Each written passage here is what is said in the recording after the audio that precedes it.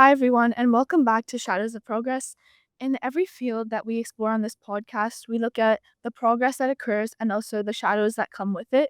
So, today I'm really excited to talk about something that has affected me as a student, especially in how computer science education is changing. So, while we're learning more advanced technical skills than ever, schools are also starting to think about creativity, accessibility, and ethics in new ways. And so today I'm speaking with Ms. Khan about how CS classrooms are evolving and where there's still room to make them more reflective, thoughtful, and inclusive spaces. Thank you, Ms. Khan, for joining me today. Thank you for having me. Yeah. So, what I want to start with is how in class we're often taught to optimize algorithms and, for example, like space optimization or time optimization and making them faster or more efficient. So, but in real world systems, this optimization can lead to shaped outcomes. So, what I want to talk about is that given that in some classes there's only some time to go beyond the fundamentals, how do you see schools starting to expand how students think about optimization and especially with newer courses being introduced? I think traditionally, like computer science education has focused heavily on technical optimization, like Mhm. you just highlighted, like things like runtime, memory, efficiency, whether the algorithm is scalable or not. Like you look at all those things, and those are still extremely important. Don't get me wrong, right? They are the foundations which students need. So students still needs those skills. Yeah. It's not that they don't need it. But now, increasingly, optimization in the real world is no longer like just in terms of technical. It's not neutral anymore. So you can see when you look at social media or anything, when a company optimizes for engagement, right?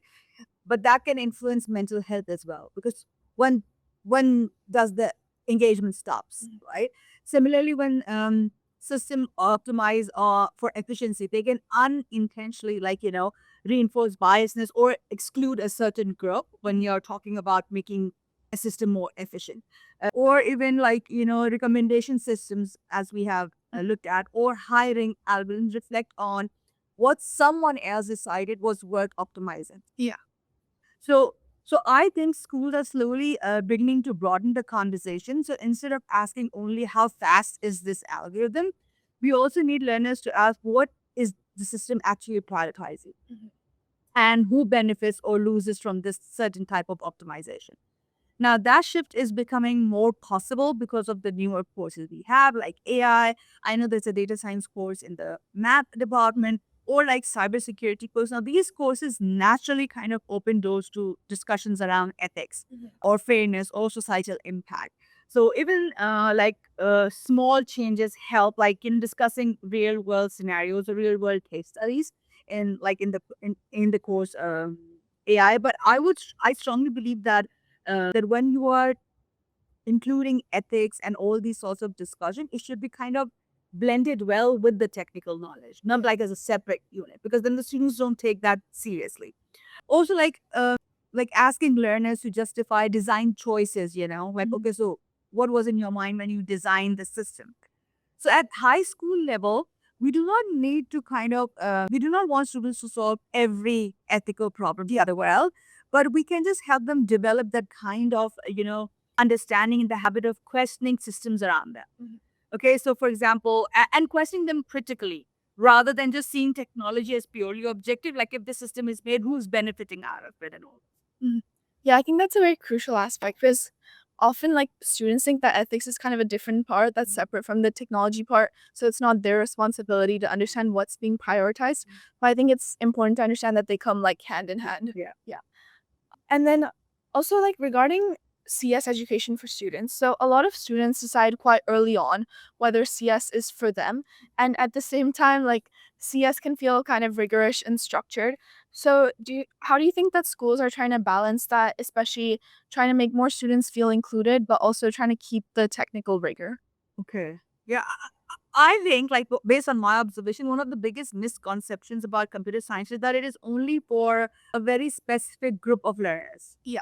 Like, usually someone who already has years of coding experience or like who naturally excels at coding or math immediately. That's what comes to Mhm. mind. Like, that's what people think. However, in reality, what I have observed, many strong computer like scientists develop through, like, persistence, or curiosity or creativity or resilience around, like, when they're coding. No one is like born coder. So schools are kind of becoming more aware that early experiences matter a lot. And that's what I advocate at school as well. That if a learner's first interaction with computer science like feels intimidating, or it's too focused on correctness, or it's overly rigid, or you are just focused on a programming language, then they may conclude very quickly that they do not belong in this field. Yeah. So how they're exposed to this early on makes a huge difference. So at the same time, I feel maintaining rigor is also important because computer science is a discipline that requires critical thinking, logical thinking, problem solving. So I don't think that the answer is like kind of reducing the challenge. I think the answer is changing how learners experience this challenge. Yeah.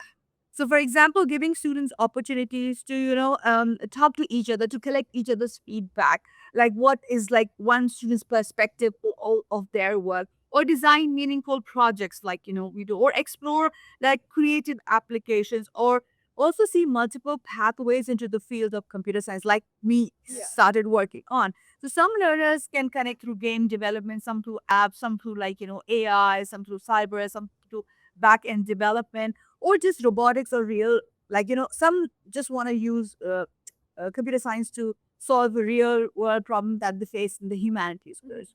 So I think representation matters when, when learners kind of see this diverse peers succeeding, like, not only one person, every person is succeeding when they discuss with each other, or when classrooms value different ways of thinking, like, we both can approach the same problem differently. So it's not about the programming language, it's about how you think to approach that problem. Then more likely people or students are going to believe that they belong there. Yeah. That's what I believe. Because so the goal is not making CS easy. The goal is making learners feel that growth is possible. So what like I come across a lot of students, like being an educator, where they say, oh, I don't think so, I belong here, I don't think so, like I am doing as good as XYZ, because they're continuously comparing themselves. And what I reply to those concerns is like, you are just seeing the person where they are right now. You're not seeing their journey. Yeah. So they might have started very early dealing with problem solving, or like, doing like Sudoku, or doing like puzzles, or something that has triggered that interest. Because it's not just coding that brings you here. It's more about like how you expose yourself. It's just your journey. So even if you're starting now, doesn't mean you're late in it, but you will get there where he is right now. Yeah. So, like, would you say that even just starting earlier in elementary and middle school with just computational thinking is like the best thing, right? Yeah, that's the best way to go. Yeah. Because what happens is that if they haven't exposed themselves at all with problem solving, and when I say problem solving, by no means I mean programming. There's so many other ways, okay, that they can. Then when they try to pick up a computer science course later on in their life, they feel it's too intimidating for them. It's like too challenging, or so so and that's what I'm trying to stress with the elementary school and middle school, that please move the focus away of, oh, I'm teaching Python or I'm teaching Java. We don't, like, even if they don't master the language, I don't care. They don't have to. I need to have a problem solver mindset. They should be able to analyze, like, given a worded problem, come up with different solutions. Oh, I can do this, or I just be excited about the problem that they are given, rather than just, kind of memorizing a programming language. Oh, I need to know, I now know how to print. That doesn't like achieve anything. Rather than give them some small worded problems. Now that's a battle, because I'm constantly in touch, and then the teachers say, oh, the students don't enjoy that. The students enjoy coding. I said, yeah, but then they're not learning much just from coding unless they're given a problem to solve. Yeah. So would you say like these new pathways, like new classes that are combining CS with like creative things are helping bring in these newer students who earlier didn't think that they were part of the CS community? Yeah, definitely. Like the number of enrollments that we have in AI course or like cybersecurity course, that shows the students want other, kind of pathways as well. And they think, again, I would say they think that they are not good in coding, and that's why they're choosing the other pathways. Although there's always a pathway, like you can do coding and do all of this as well. There's no like, or it could be this and this as well. But it's just that because they see it's a different set of students who actually take CS. It's always a different set of students who take that, which to me is not true. Like I have experience in my life as an educator, that everyone can take CS. It's just that how you're exposed to it.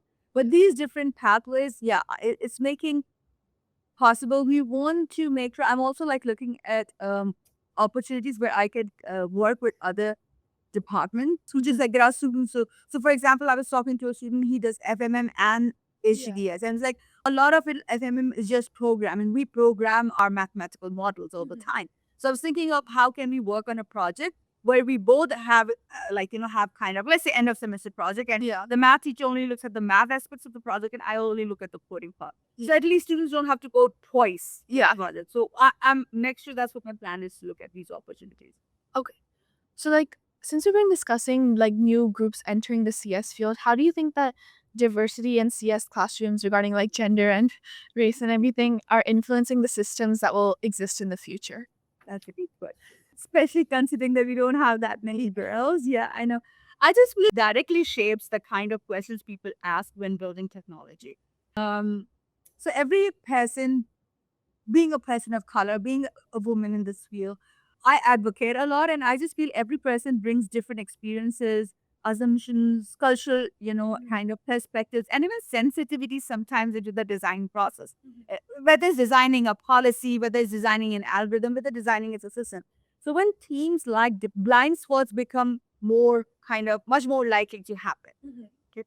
So, and we have already seen that examples in the real world. For example, like when in the AI course, when we're looking at the facial recognition systems, they were performing poorly on darker skin tones. Or like healthcare data sets usually underrepresent certain groups and certain genders. This was mainly done on male bodies, or like, whenever the data set has been, or a certain population was completely excluded, or AI tools that unintentionally like kind of reinforce stereotypes. So these problems often happen not because developers intended any harm. In all fairness, they don't do that, but because certain perspectives were missing during the development phase. They were never included. Okay, so there was not any intentional, but it's just that because you don't have those voices in the room. So I just feel a diverse classroom today influences the systems that are going to be created tomorrow. Because learners are not only learning technical skills, they're learning how to think about people, how to think about users, how to think about impact. Like if I'm creating an app, how is it what impact is it creating? So I think diversity in CS is not simply about fairness in education. That's what people think about when I talk about, oh, there should be more girls, there should be more diverse, not only certain kind of race, or certain gender. So for me, it's about building better systems for tomorrow. So technology affects nearly everything we do now, everyone now. So the people designing it should reflect the diversity of the world, it serves. So if we don't have diverse people taking CS, then it's only certain type of people who would be, or like certain gender, or certain like people from different a certain background, they would be the ones who would be creating systems. So, and when I say diversity is not just demographic diversity, it's also like diversity of thought and like creativity, interest, and like approaches to problem solving. So I feel like when we are in a classroom setting, we should ask students to kind of, like I usually say, give feedback to each other. When I say give feedback, because you have a different perspective. I could be seeing an app very differently than you.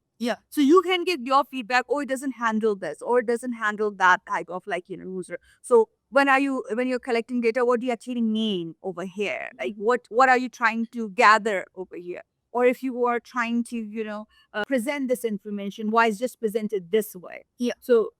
So I think we should ask these questions, and also make sure that students are asking these questions. Yeah, I think like even what we've done in our class, like because you've given us different themes and different students like have to think of the same theme differently. So I feel like that's a really like interesting way to get different problem solving and thinking approaches.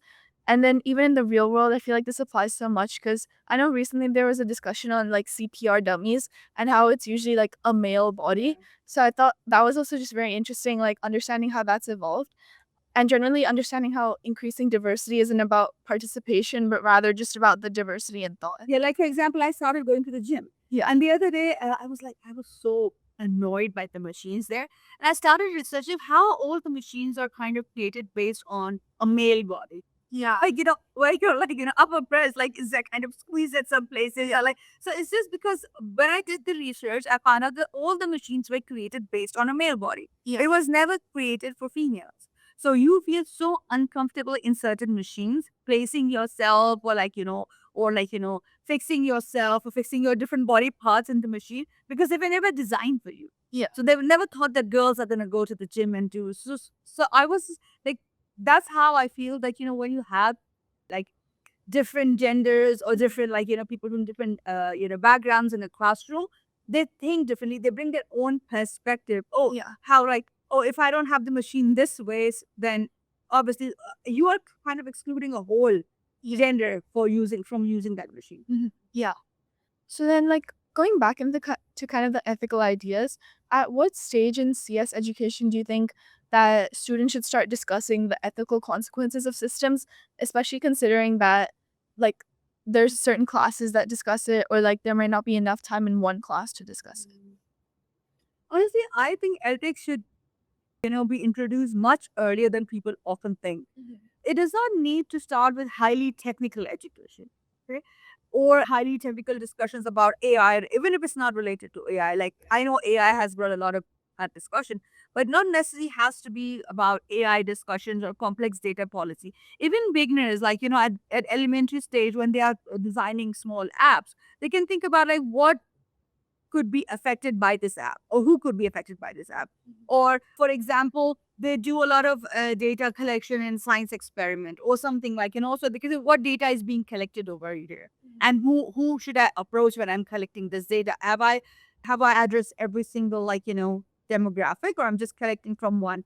Or if they're creating a small system, even like, I just like machine, that's not an education, like, like a tech system. Yeah. But even if they're creating something, could this system be misused, or who's going to use this system? Does it cater to every shape, size, body, or so on?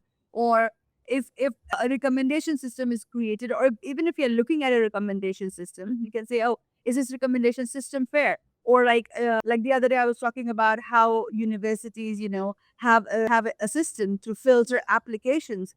Is that actually fair? What is it filtering on? Like, what is its efficiency based on?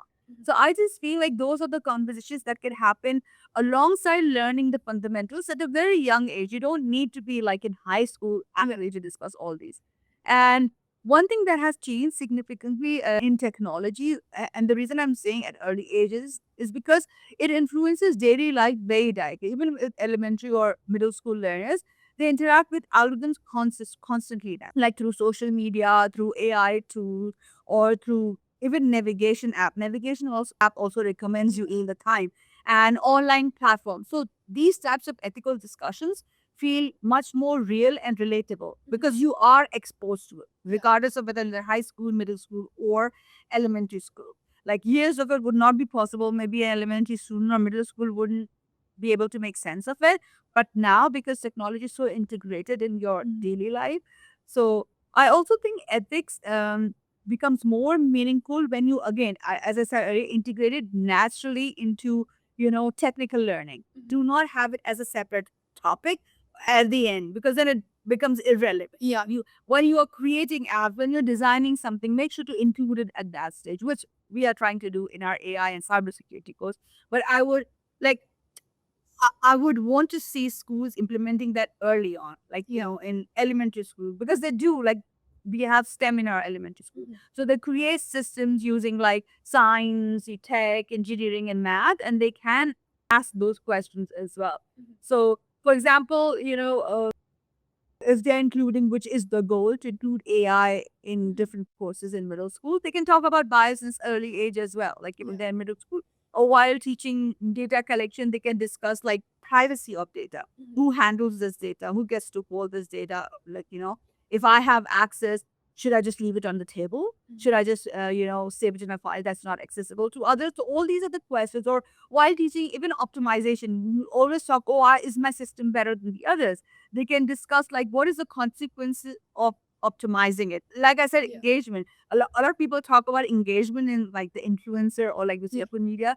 And then I always say like, okay, so but it's a mental health thought for others. If you constantly engage in all these things, because it's the users you want to engage, and they're constantly on their phone. Look at the mental health of, unfortunately, the younger generation. They're constantly comparing themselves because that's what they see. Or like if you're talking about, oh, I'm gonna increase engagement. What is a consumerism mindset that you're like, because all the influencers are selling something. Yeah. You are promoting a consumerism mindset, which we do not want the younger generations to follow.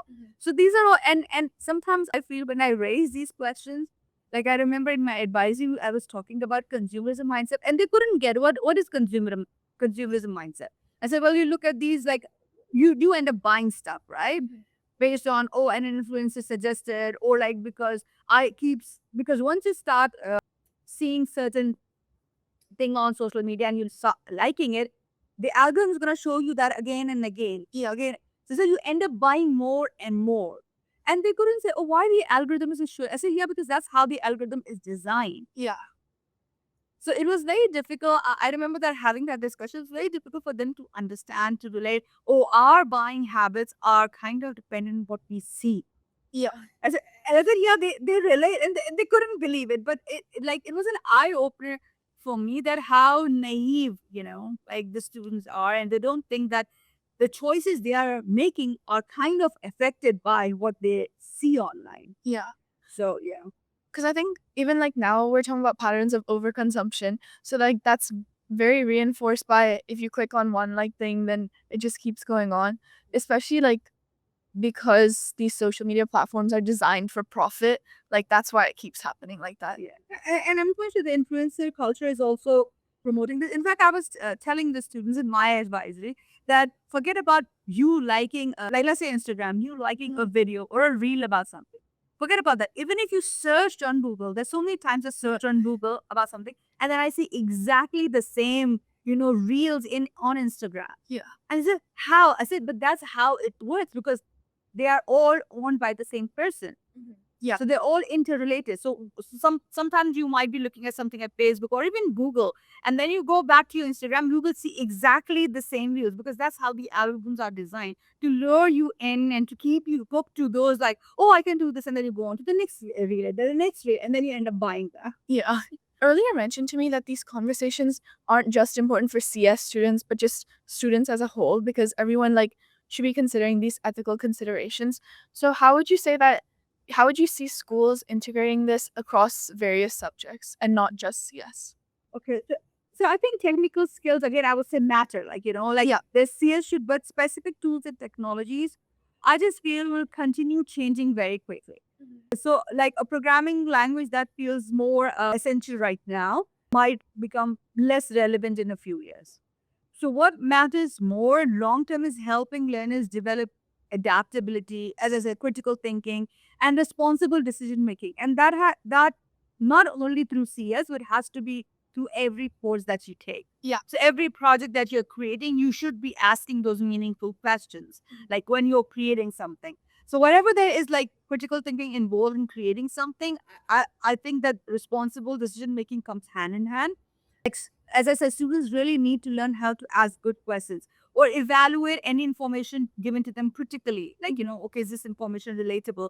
Or like solve unfamiliar problems. Or even like, I just feel when you collaborate with others, you give feedback to others, you learn so much from that and understand the broader impact of technology in various fields, not only just, as a backend. Because I feel when you're just creating back end development, like you're in this field, when you're creating programs, you're more focused on the technical side, how I can make it more efficient, how I can make sure an algorithm is more scalable, rather than looking at the ethics and whole other. So when you start integrating these questions in like let's say humanities or in English or in math or whatever you are doing, then you will naturally think even when you're creating a solution in CS, let's say. Yeah. Because one course cannot do the job of like changing a whole mindset. It has to come through. So I'm not sure. Maybe I would suggest the school should include maybe as again not as a separate unit, but part of wherever they are actually creating something, or whether they are looking at like in math also they look at various algorithms, right? So they can ask those questions. They can encourage students to think Yeah. to ask questions. I always say like students should ask these questions, not just like an educator asking this question, but the job of the educator is to create an environment where students are encouraged to ask these questions. Yeah. So to me, the school should focus on helping learners see technology just as a tool for meaningful impact Yeah. rather than, just for consumption. Oh, the technology is there to consume. It's not the most powerful use of technology happens when, kind of people combine their technical skills with empathy, curiosity, and sense of responsibility. Like, oh, if I'm creating who's being affected, okay, and this again has to come through different courses, not just, one person. And then my final question for you is as CS continues to evolve really quickly with AI and data and technology, how would you what do you think is the most important thing that schools should focus on when in terms of shaping how students think and approach technology as a whole? I'm just thinking, because I just answered those. Yeah. I'm just thinking like in terms of school, I strongly think that it should be part of every single course. They are like our school is working towards it. They are trying to make sure that their focus right now is about digital citizenship, that it should be a credit that students should take before they finish high school. Yeah. So I don't know whether they're going to have a separate course as digital citizenship or which is going to talk about ethics, biasness, and inclusion and how, and then they're also working on including AI generally into different courses. Mhm. So I think that will help, but that even if it doesn't give you the technical because skills that CS has, but it actually gives you the mindset to question the systems. Or like if I'm designing anything in any of the courses, I can actually ask those questions to myself if I'm designing a system again, how I'm collecting the data, who's being affected, or if I'm creating a system, is it just for a specific demographics, does it cater everyone's needs? So all these questions, even if you're creating a small thing, it has nothing to do with tech, you have to ask these questions continuously. Yeah, so I think what's kind of standing out to me from this conversation is that it's not CS education is not just about the technical part, but also a growing effort to make it more creative and integrated with other aspects Yeah. and making sure that ethical discussion is integrated in the throughout the process. So I think that like just understanding that with every field, progress also comes with these important questions and who is feeling included and how students learn the best. So thank you, Miss Khan, for sharing your perspective on this.